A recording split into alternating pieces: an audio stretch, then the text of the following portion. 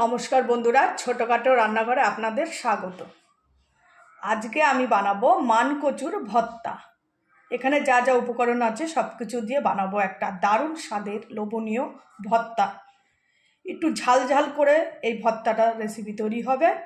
তাহলে আপনারা দেখতে থাকুন কিভাবে এই ভর্তাটা বানায়। প্রথমে কচুটা আমি চুকলা ছাড়িয়ে ছোট ছোট করে দায়ে কেটে নেব। তারপরে এই ভর্তাটা আমি বানাবো।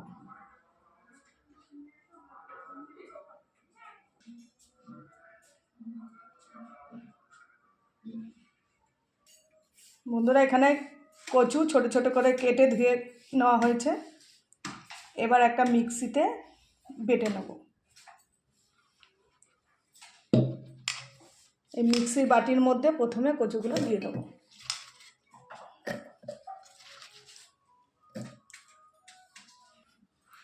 কচু দিয়ে দিয়েছি, এবার দিয়ে দেবো পেঁয়াজ কুচি, দিয়ে দেবো রসুনের পরিমাণটা একটু বেশি দেবো, দিয়ে দেবো কাঁচা লঙ্কা, দিয়ে দেবো শুকনো লঙ্কা, আর দেবো দুটো টমেটো। সব কিছু একসাথে আমি পেস্ট করে নেব।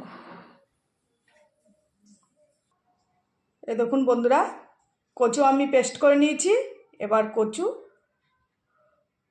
রান্না বসিয়ে দেবো।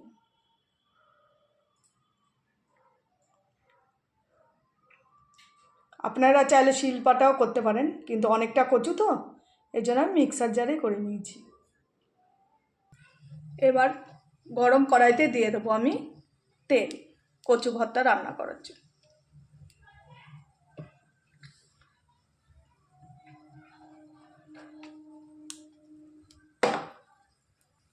এবার দিয়ে দেবো ফোড়নে একটু কালো জিরে, খেতে ভালো লাগে কালো জিরেটা দিলে।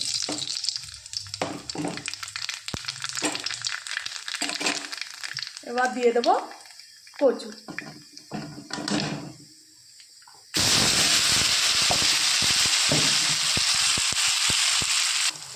এবার এই কচু ভালো করে আমি একটু নেড়ে নেব।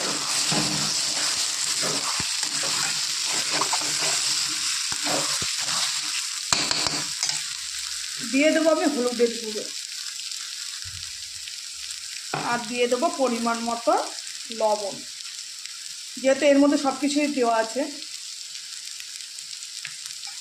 ভালো করে নারকেলের নাড়ু যেরকম আমরা করি, বারবার নাড়ি, যতক্ষণ ভালো পাকের মতো নাড়বে ততক্ষণ নেড়েই যাবে, তাহলেই বাটা খেতে বেশি টেস্ট হয়। এই কচু বাটা ভালো করে কচুটাকে আমি শুধু নেড়ে যাব, হালকা আঁচে ভালো করে কষতে হবে।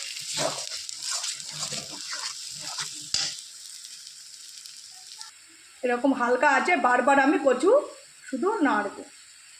যত নাড়ব যত জল টানবে তত কচু কম হয়ে আসবে। আর এই কচু বাটায় আপনারা টমেটো বা এর পরিবর্তে তেঁতুলও দিতে পারেন, একটু গলায় ধরবে না। অবশ্য মানকচু গলায় কমই ধরে।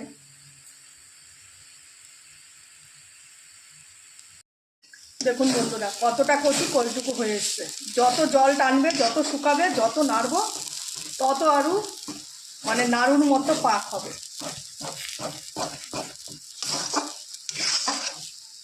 মিনিমাম আরও এই কচু কষাবে।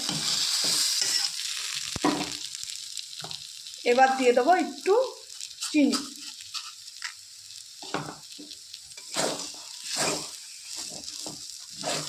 কচু বাটা একটু ঝাল না হলে ভালো লাগে না, আর ঝাল মিষ্টি সমান হলে খেতেও ভালো লাগে।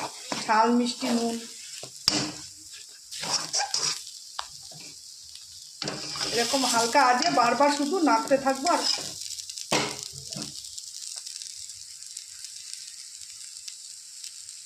দেখুন বন্ধুরা, কতটা কচু কয়টুকু হয়ে গেছে, আর জল পুরো কিন্তু কষে গেছে, টেনে নিয়েছে। আর একটু নাড়াচাড়া করে ধনেপাতা কুচি দিয়ে নামিয়ে নেব।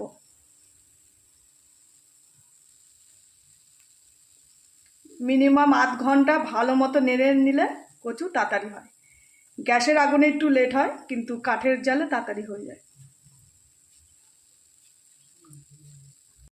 বন্ধুরা, কচু ভর্তা প্রায় আমার হয়ে গেছে।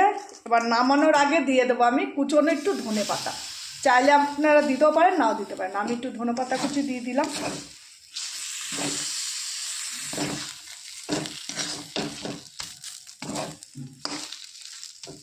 আর দিয়ে দেব গন্ধরাজ লেবু পাতা। গন্ধরাজ লেবু পাতা আমি একটু চিড়ে দিয়ে দেবো। দিয়ে দেবো গন্ধরাজ লেবু পাতা।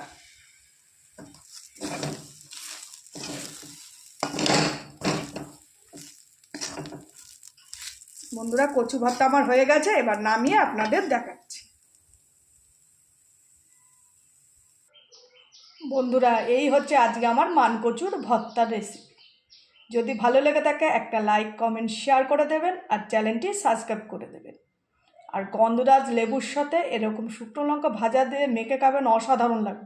এরকম গরম গরম ভাতে যদি এরকম ভর্তা পাওয়া যায় আর কিছুই লাগে না। তাহলে আজকে সবার যদি ভালো লেগে থাকে এই রেসিপিটা, তাহলে একটা লাইক অতি অবশ্যই কিন্তু করবেন। আর কমেন্টে কিন্তু জানাতেই হবে কীরকম লাগলো এই ভর্তার রেসিপি। নমস্কার।